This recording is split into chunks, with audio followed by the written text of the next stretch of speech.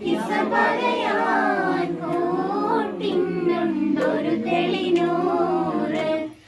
അതയതിരിസ് ഒരു മാത്തോഴൻ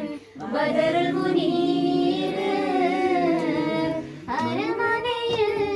സുൽത്താനെ പരിചരാൻ സീരിന്റെ പ്രിയമകനാണ്